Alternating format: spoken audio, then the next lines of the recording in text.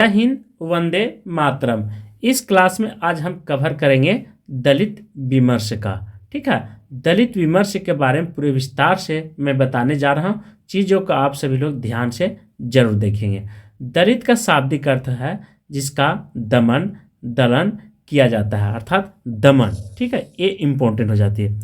दलित साहित्यकार शिवराज सिंह बेचैन के अनुसार स्वामी अच्युतानंद हरिहर ने सन 1910 में सर्वप्रथम दलित शब्द का प्रयोग किया था। कब किया था? अच्युतानंद के द्वारा हरिहर सन 1910 में। ठीक है, गांधी जी ने दलित शब्द का प्रथम प्रयोक्ता विवेकानंद को माना जाता है, गांधी जी के अकॉर्डिंग। ठीक है, सेकेंड है अंबेडकर के लोक शिक्षा प्रसारक मंडल के दलित साहित्य सेवक संघ एवं 1970 के दलित पैंथर्स नामक दलितों की राजनीतिक दल ने दलित शब्द का सर्वाधिक प्रचार प्रसार किया था। दोस्तों ये ध्यान रखेंगे, अंबेडकर लोक शिक्षा प्रसारक मंडल के दलित साहित्य सेवक संघ के। ठीक है, दलित विद्वानों ने नवजागरण का प्रारंभ बंगाल में नहीं महाराष्ट्र से माना है। ये दलित विद्वानों का कहना है। ठीक है, कहाँ पे? नवजागरण का प्रारंभ बंगाल से नहीं बल्कि महाराष्ट्र से माना गया है, जहाँ से दलित मुक्ति की लहर चली थी। दोस्तों ज्योतिबा फूले ने 1873 में सत्यशोधक समाज की स्थापना की। नारायण गुरु जो केरल के रहने वाले थे, पेरियार रामास्वामी नायकर तमिलनाडु के रहने वाले थे, स्वामी अच्युतानंद जो उत्तर भारत ठीक के रहने वाले थे, चांद गुरु बंगाल आदि दलित महापुरुष हैं। ये ध्यान रखेंगे। दलित विमर्श का वैचारिक आधार डॉक्टर भीमराव अंबेडकर के अकॉर्डिंग। ठीक है, उनका कहना क्या है? अंबेडकर का जीवन और रचना कर्म है। ज्योतिबा फूले महात्मा बुद्ध का दर्शन दार्शनिक पृष्ठभूमि में रखता है। नेक्स्ट पॉइंट है भीमराव अंबेडकर का जन्म 14 अप्रैल 1891 को मऊ में हुआ था। कहाँ हुआ था? मऊ में, जो कि मध्य प्रदेश में है। 1932 ईस्वी में ब्रिटिश प्रधानमंत्री ने कम्युनल अवार्ड, ठीक है, सांप्रदायिक पंचायत की घोषणा की, जिसमें दलितों को पृथक निर्वाचन मंडल दिया गया। इसके विरोध में गांधी जी ने आमरण अनशन किया। परिणाम स्वरूप गांधी और अंबेडकर के बीच पूना पैक्ट हुआ। इसके बाद दलित राजनीति में गांधीवादी मॉडल का उदय हुआ। गांधी जी ने दलितों को हरिजन कहा, जिसे दलित विमर्श खारिज करता है। दोस्तों नेक्स्ट पॉइंट है आज़ादी के बाद संविधान में दलित समाज के लिए विशिष्ट उपबंध किए गए थे। 1960 का दशक दलित राजनीति के लिए महत्वपूर्ण है। इस दौरान वैकल्पिक दलित राजनीति का उदय हुआ था। दलितों के लिए नया शब्द बहुजन प्रचलित हुआ है। दलित विमर्श क्या था? दलित विमर्श पूंजीवाद और ब्राह्मणवाद दोनों को खतरनाक मानता है। ठीक है, ये दलित विमर्श का कहना है कि पूंजीवाद और ब्राह्मणवाद दोनों को ये खतरनाक मानता है। इसीलिए समय समय पर आप देखे होंगे दलित के द्वारा, ठीक है, जो ब्राह्मणवाद का कॉन्सेप्ट दिया गया, ब्राह्मणवाद का ऐसे विरोध करते हैं। ठीक है, ब्राह्मणवाद पर अंबेडकर लिखते हैं कि ब्राह्मणवाद से मेरा आशा है कि समानता, स्वतंत्रता, भाईचारा, सामाजिक न्याय की भावनाओं को निषेध है। यद्यपि ब्राह्मण इसके जनक है, लेकिन यह ब्राह्मणों तक ही सीमित न होकर के सभी जातियों में घुसा हुआ है। ये बिल्कुल सही है कि देखिए अब क्या होता है, दलित विमर्श जो हैं, दलित लोग हैं, ये यदि 300 रुपया पर डे कमाते हैं दोस्तों, तो ये अल्कोहल में अर्थात दारू में, ठीक है, लगभग 200 रुपया वेस्ट कर देंगे, खर्च कर देंगे। लेकिन यही बात यदि ब्राह्मणवाद में चले, ब्राह्मण लोग या कोई भी जो इससे शिक्षा से रिलेटेड है, शिक्षा को महत्व देते हैं, वे 300 रुपया कमाए तो मुश्किल से इसमें 50 रुपया खर्च करेंगे एक दिन में। ठीक है, तो अब बताइए कि ये व्यक्ति भविष्य इसकी उज्जवल होगी या दलित की? तो दलित का सोच कभी भी सक्सेस नहीं हो सकता है और न ही ये अमीर बन सकते जब तक इनके पास शिक्षा नामक हथियार नहीं आ सकते, न ग्रहण कर सकते। ठीक है, शिक्षा कितनों बड़े विद्वान आपको कहीं भी कुछ बोल देगा, लेकिन आपका घर का आर्थिक रूप वह कभी सुधार नहीं सकता है जब आप खुद की शिक्षा ग्रहण नहीं करेंगे। तब तक शिक्षा एक ऐसी ज्योति है जो हजारों साल तक आपकी पूरे खानदान को रोशनी दे सकती है, आपके घर के रोशनी दे सकती है। ठीक है, तो ब्राह्मण लोग अपने अपने घर में परिवेश में हमेशा किताबों से गले लगाते हैं। ठीक है, इसीलिए शिक्षा को जिसने गले लगाया वह सर्वदा क्या पाया है, तो वह सुख की नींद पाया है। इसलिए आप सभी लोग ध्यान रखेंगे, शिक्षा एक ऐसी है जो हमेशा सुख चैन सब कुछ देती है।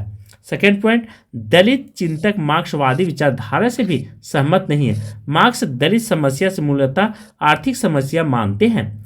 इस श्रम विभाजन की सृष्टि से देखते हैं, लेकिन दलित जीवन की समस्या केवल श्रम नहीं, श्रमिक विभाजन से जुड़ी हुई है। दलित विमर्श स्त्री को अपने साथ रखकर देखने की पैरवी करता है। हालांकि कई महत्वपूर्ण स्त्री दलित रचनाकारों ने दलित समाज में स्त्री की खराब दशा को देखते हुए उसे दलित में भी दलित मानकर दलित स्त्रियां से अलग विचार को आगे बढ़ाने की मांग की है। नेक्स्ट पॉइंट है, दलित कविता का विद्रोह स्वर्णवादी मानसिकता के विरुद्ध है। स्वर्ण जन अलौकिकता के सहारे दलित समाज उसकी सृजनात्मक अवरुद्ध कर रखा था। इसलिए दलित कविता स्वर्ण संस्कृति हो या मुर्दा संस्कृति बताते हुए उसे पराई संस्कृति घोषित करती है।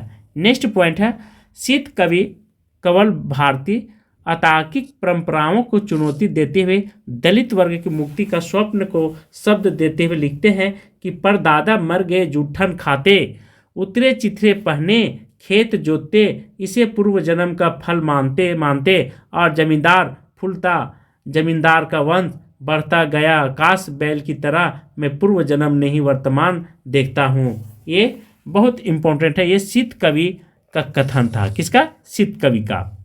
नेक्स्ट पॉइंट है, दलित कविता दलित की स्थिति के लिए सीधे रूप से स्वर्ण पराजय विशेषकर ब्राह्मण जाति को जिम्मेदार ठहराती है।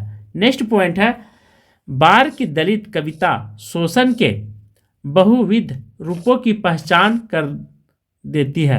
भूमंडलीकरण, विचारधाराओं के छंद, जाति व्यवस्था को ठीक है लड़ने और पूंजीवाद आदि की शोषणकारी स्वरूप की पहचान दलित कविता करती है। दोस्तों, दलित साहित्य में आत्मकथाओं का बड़ी मात्रा में सृजन हुआ है। प्रकाश वाल्मीकि, मोहनदास ठीक है, नेमिष राय, डॉक्टर धर्मवीर, जयप्रकाश कदम, स्वराज सिंह बेचैन ठीक है, कौशल्या बेस्त्री, सूरजपाल चौहान आदि प्रमुख दलित लेखक हैं। साहित्य में दलित विमर्श की 3 धाराएं दिखाई देती है।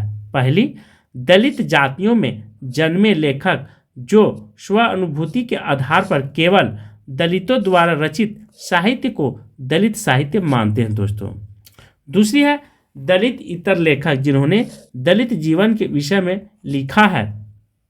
तीसरी, वे मार्क्सवादी लेखक हैं जो दलितों को सर्वहारा की स्थिति में देखते हैं। ठीक है, दलित विमर्श और रचनाकार और रचनाएं। पहला है प्रकाश वाल्मीकि जो दलित साहित्य अनुभव संघर्ष अर्थात ठीक है दलित साहित्य का सौंदर्य शास्त्र है, ये ध्यान रखें। मोहनदास नेमिष रास जो भारतीय दलित आंदोलन के इतिहास इनकी रचना है, और खंडों में 2013 आज बाजार बंद है इन्हीं की रचना है। सूर्य नारायण रणसुबे इनका रचना है। बाबा साहेब अम्बेडकर दलित चेतना की पहचान 2013 में लिखी गई थी। असवंत वरोदिया जो दलित से शिखरों की साक्षात्कार 2013। शरण कुमार लिम्बावे जो दलित ब्राह्मण दलित साहित्य का सौंदर्य शास्त्र 2014 में। हिंदू दलित साहित्य ठीक है, वेदना और विद्रोह का झुंड है 2013 में। गोलवेट ओमवेट जो दलित दृष्टि प्राज्ञा सूर्य बाबा साहेब अम्बेडकर 2013 ईस्वी में। डॉक्टर MSc जो दलित चिंतन अनुभव और विचारधारा 2014। राज शिरोमणि रेमांस वाणी और विचारधारा 2013 ईस्वी के दलित साहित्य की प्रतिमान है, 2012 में लिखी गई थी कृति। रमनिका गुप्त दलित हस्तक्षेप 2004। कृष्णदत्त पालीवाल। दलित साहित्य बुनियादी सरोकार, उत्तर आधुनिकतावाद और दलित साहित्य। राम पुनानी, जो सामाजिक न्याय, एक सचित्र परिचय, सांप्रदायिक राजनीतिक तथ्य तथा मिथक है।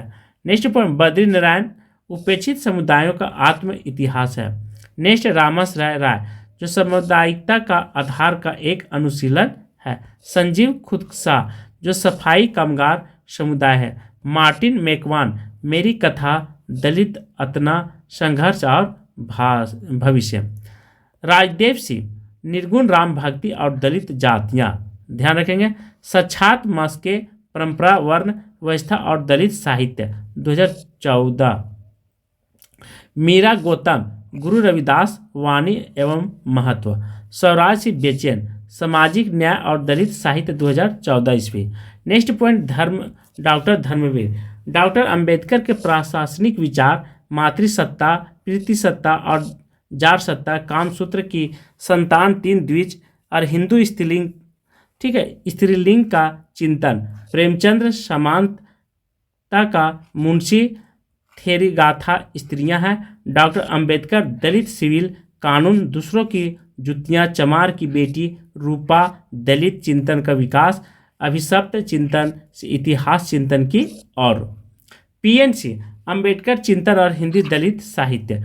डॉक्टर सेवा सिंह, जो ब्राह्मणवाद और जन विमर्श पर ध्यान रखते हैं। तेज सिंह, दलित समाज और संस्कृति, 2007। उमाशंकर चौधरी, दलित विमर्श, कुछ मुद्दे कुछ सवाल।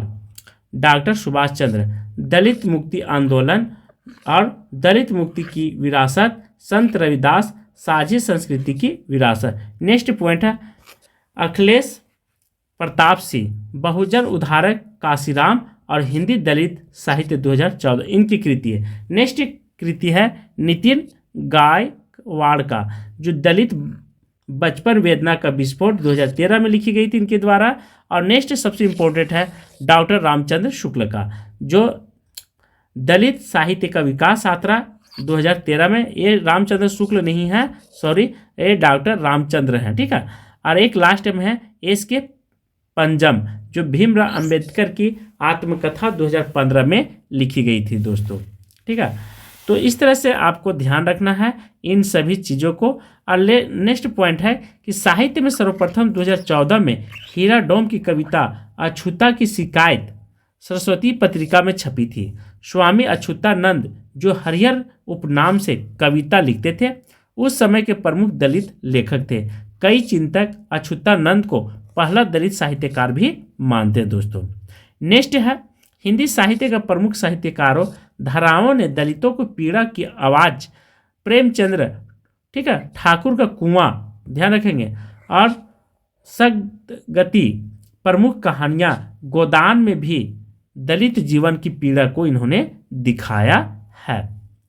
हिंदी साहित्य दलित विमर्श, 1970 तक दलित कविता का केंद्रीय, ठीक है, स्वर अंबेडकर की स्तुति है, लेकिन 80वें दशक से दलित कविता का स्वर बदलने लगता है। उसमें दलित वर्ग की पीड़ा, विद्रोह भावना की अभिव्यक्ति होने लगती है।